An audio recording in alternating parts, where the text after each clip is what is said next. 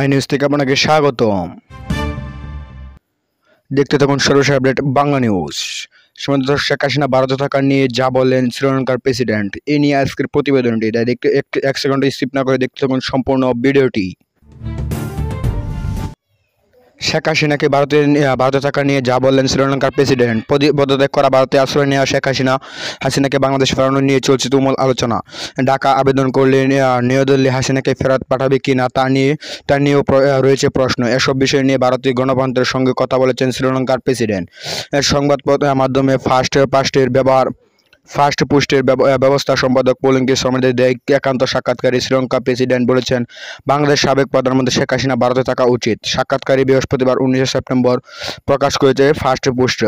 ভারত থেকে হাসিনাকে বাংলাদেশের কাছে সন্ত্রাসের দাবিতে বিষয়ে জানতে চাইলে বিক্রমাঙ্কী বলেন, প্রতিবেদনে বলা হয়েছে শেখ হাসিনা ভারতে অবস্থায় নয়াদিল্লি ও ঢাকার মধ্যে বিতর্কের বিষয় হয়ে দাঁড়িয়েছেন।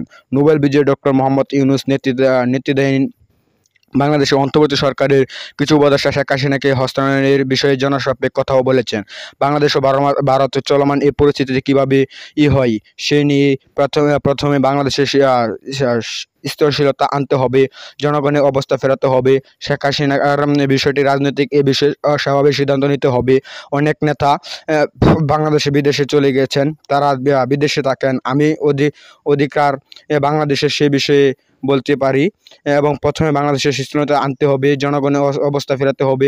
শেখ হাসিনার বিষয়টি রাজনৈতিক, এই বিষয়ে সবাইকে সিদ্ধান্ত নিতে হবে। অনেক নেতা বাংলাদেশে বিদেশে চলে গেছেন, তারা বিদেশে থাকেন। আমি অগ্রাধিকার দেব বাংলাদেশের স্থিতিশীলতা নিশ্চয় করার দিকে। শেখ হাসিনা দেশের বাইরে থাকলে তাকে দেশের বাইরে থাকতে দিন। আমি মনে করি যে স্থিতিশীলতা দ্রুত আসতে হবে। সেনাবাহিনীর প্রয়োজন হতে পারে, আমরা সবাই চাই বাংলাদেশ স্বাভাবিক অবস্থার দিকে মনোনিবেশ করুক। উল্লেখ্য, 2022 সাল তৎকালীন প্রেসিডেন্ট গোবিন্দ রাজপক্ষে যখন জনগণের আন্দোলনের মুখে পদত্যাগ করতে বাধ্য হন, তখন একই ধরনের পরিস্থিতিতে বাংলাদেশের মতো শ্রীলঙ্কার প্রেসিডেন্ট হয়েছিলেন বিক্রমাঙ্কী।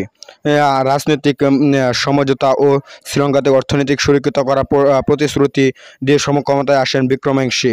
আগামী শনিবার ফের প্রেসিডেন্ট নির্বাচনের জন্য ভোট দেবে শ্রীলঙ্কা, যেখানে নতুন পরীক্ষার মুখোমুখি হতে যাচ্ছেন রনিল বিক্রমাঙ্কীর। এই ছিল আজকের প্রতিবেদনটি। এরকম নতুন নতুন ভিডিও পেতে সবার আগে চ্যানেলটি সাবস্ক্রাইব করে পাশে থাকবেন। ধন্যবাদ। দেখা হচ্ছে পরবর্তী নতুন ভিডিওতে। সেই পর্যন্ত ভালো থাকেন, সুস্থ থাকেন, সেই কামনা করে বিদায় নিলাম। আসসালামু আলাইকুম ওয়া রাহমাতুল্লাহ।